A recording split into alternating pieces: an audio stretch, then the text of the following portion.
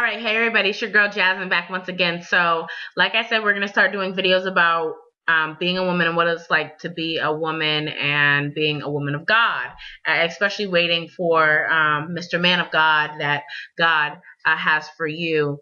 But the first thing I want to talk about is whether you are single or whether you are married.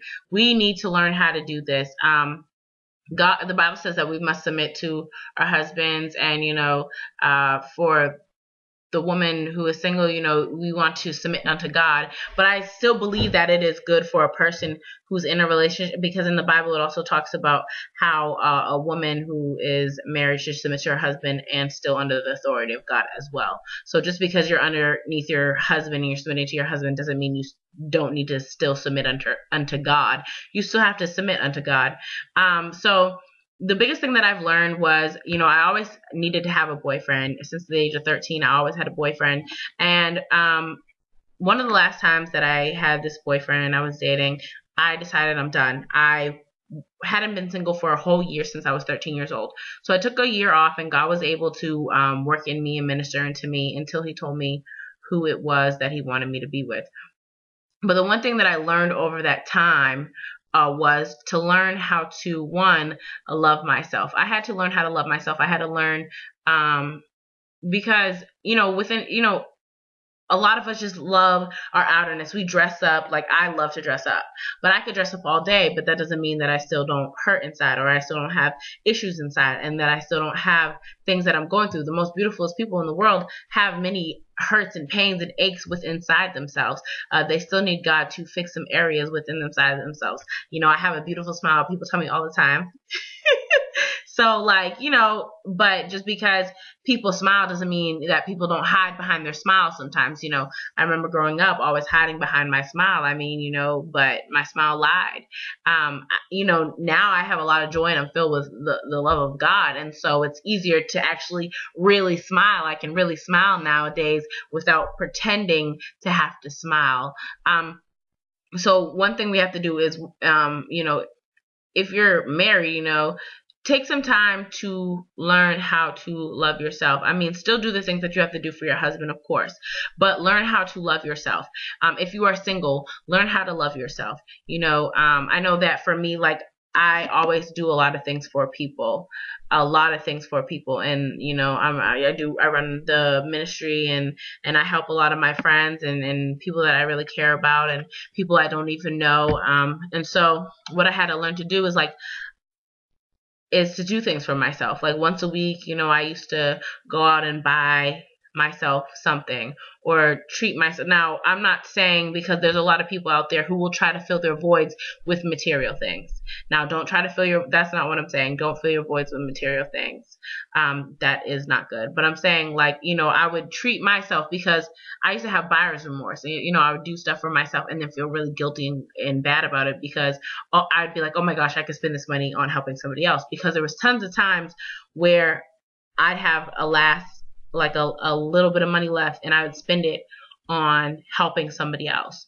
So another thing that I think is very important is that so we're taking time for ourselves, and downtime. I love taking baths. That is my thing. I love taking bubble baths. Take the time for yourself. Take care of yourself. Do those things, because if you don't do them, then everybody's just going to forget, because it's like you do so much for other people and people just forget. They don't really care about you per se. Sometimes they just think that you're superwoman, or that you got this all in control. No, take that few minutes, at least 3 or 4 times a week. I take a bubble bath. I sit back, run my bubble bath, light some candles, and put on some jazz and listen to the saxophone, or listen to I love listening to the acoustic guitar, or a little bit of gospel music, Marvin Sapp. Different things. So, you choose, what it is that you like to do that relax you.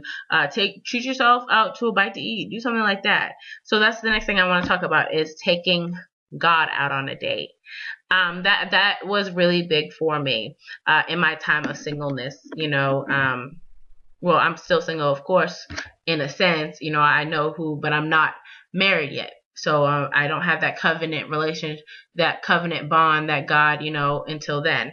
But take that time to date God.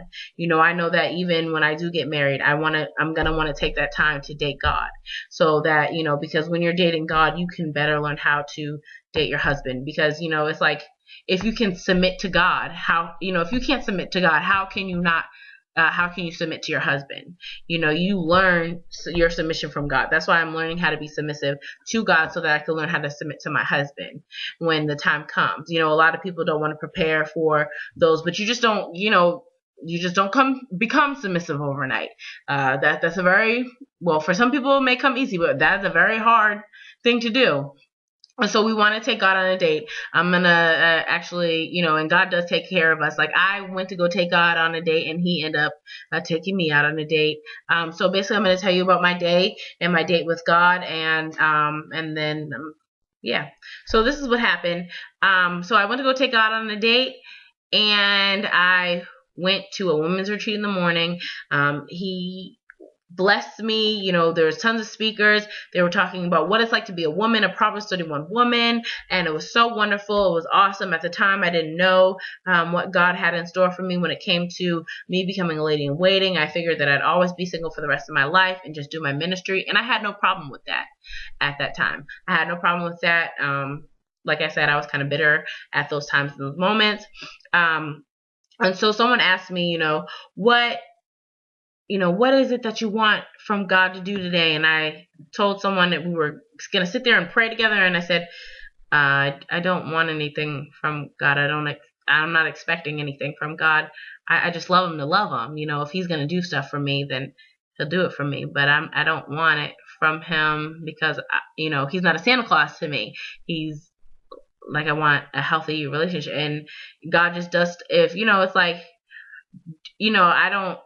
it's like, I don't want to have a relationship with someone just because they're expecting something from me, or they're expecting me to do something. No, I want like a real relationship because you love me, just to love me. And so at the end of that day, I end up ministering and doing some poetry and stuff like that. And I always go out and I do everything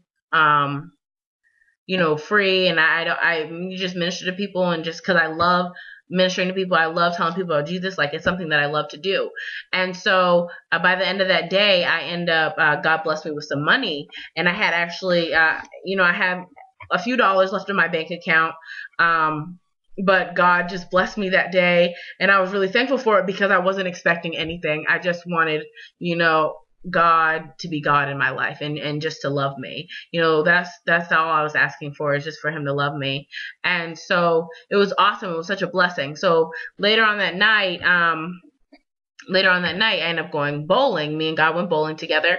We went to the bowling alley at my school that we had there, and I played about 6 or 7 games on the bowling alley, and I asked God to bowl 150. So a few tries went by, and I actually bowled 150. So after my grandmother called me, I said, "Oh my gosh, I prayed to God that I bowl 150, and we're going on a date right now, and we're just hanging out, and he helped me bowl 150." And then I said, "Oh, I'm gonna call you back. I'm gonna see if I can get 200."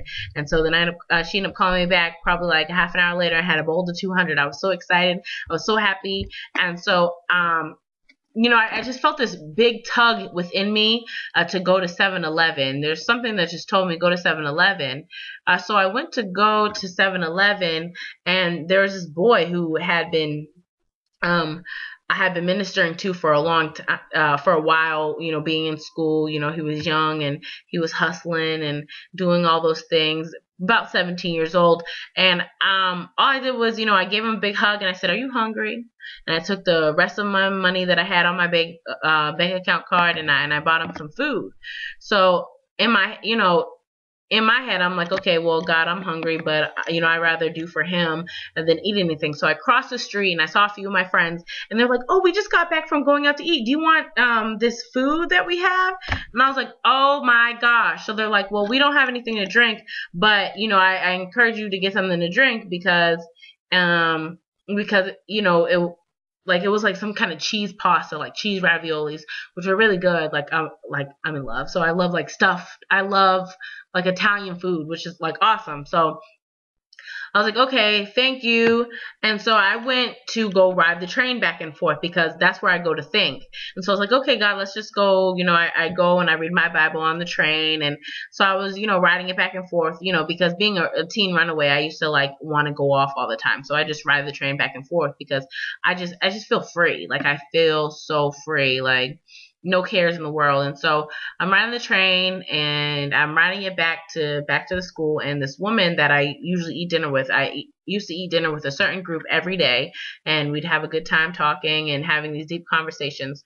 Well, the woman was like, oh, will you walk with me to 7-Eleven? So I was like, okay, sure. So we get in the store and she's going to get changed for her laundry. And she goes, oh, do you want something to drink? I'll buy it for you. And I'm like, oh my gosh, God, like this is so awesome. Like this is my day. Like, wow. So we go outside and I find $10 on the ground. And I asked the woman in front of me, I said, is this your $10? She said no. And I said, oh my gosh. So there, like, I was just blessed with like, I got to bowl a 200. I got a free thing of food. I got to bless other people. I got unexpected money and a free drink. And that was our whole day. He just blessed me in ways, and I wasn't expecting anything from God. I just wanted him to be God in my life, and I just wanted him to love me.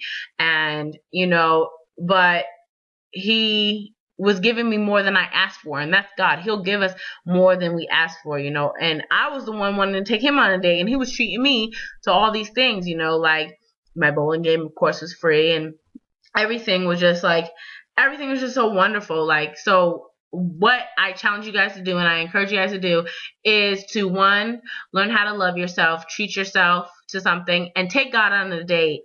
And, just let him lead the day.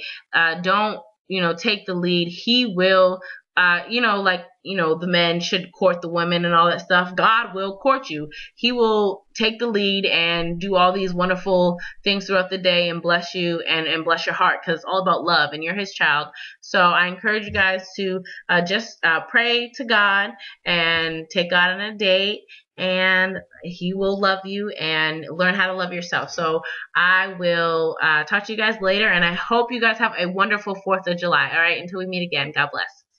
Peace.